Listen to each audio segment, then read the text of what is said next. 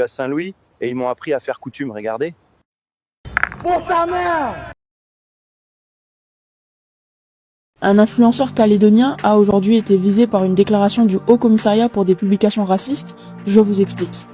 Selon un communiqué, le Haut Commissaire de la République a fermement condamné les vidéos publiées sur le compte Facebook et TikTok La Vérité en Calédonie, notamment une mettant en scène un gorille généré avec Google VO3, qualifié d'injure à caractère raciste, signalé par le procureur de la République. Mais outre cette vidéo, on observe d'autres contenus où il manipule, déforme, exagère, mélange, juxtapose et instrumentalise tout ce qu'il trouve en Nouvelle-Calédonie. Conflits tribaux, manifestations, discours politiques, faits divers, pour, disons, cracher sur les Kanaks avec une constance presque admirative s'il n'était pas si regrettablement prévisible.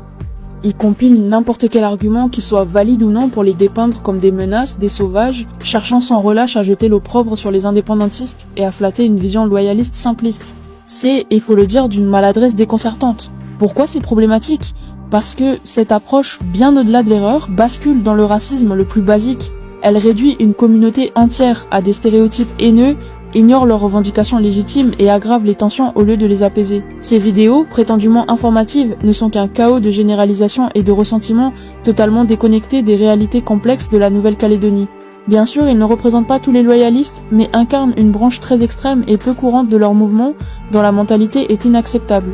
Et c'est extrêmement dangereux, car il transforme son extrémisme en une soi-disant vérité générale sur les loyalistes, créant une forme de radicalisation des deux côtés. Les Kanaks, surtout ceux qui n'ont rien fait de répréhensible, se sentent injustement attaqués, tandis que les loyalistes risquent de banaliser le racisme comme un argument politique normal. Résultat, il attise la haine entre Kanaks et non-Kanaks, aggravant les divisions au lieu de les combler.